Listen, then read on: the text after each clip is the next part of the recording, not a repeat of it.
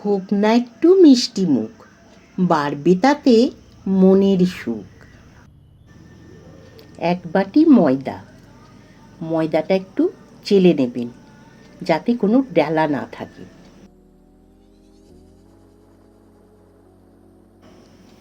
এবার দ্বিতীয় উপকরণ সুজি। ওই বাটিরই এক বাটি সুজি নিতে হবে। এরপর হাফ বাটি চিনি নিলাম, সেই চিনিটা একটু গুঁড়ো করে ওর সঙ্গে মিশিয়ে দিলাম।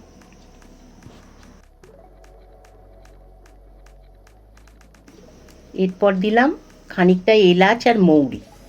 এলাচ মৌরিটা আমি একটু থেতো করে দিয়েছি। এরপর দিয়েছি একটু ছানা। ছানাটা একটু হাতে করে মিহি করে নিয়েছি। ছানাটা আপনারা দিতেও পারেন, না দিতেও পারেন।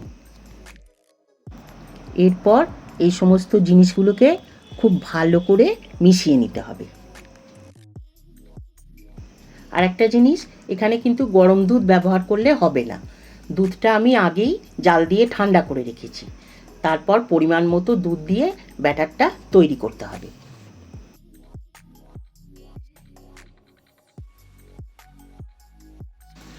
ব্যাটারটা বেশি গাঢ় হলেও হবে না, আবার খুব পাতলা হলেও হবে না, মাঝারি মাপের হতে হবে।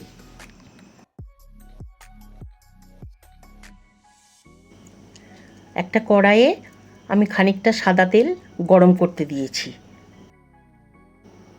তেলটা গরম হলে এক হাতা করে ব্যাটার দিয়ে দুদিকটা সমানভাবে ভেজে নিতে হবে। তখন লক্ষ্য রাখবেন গ্যাসের ফ্লেমটা যেন মিডিয়ামে থাকে।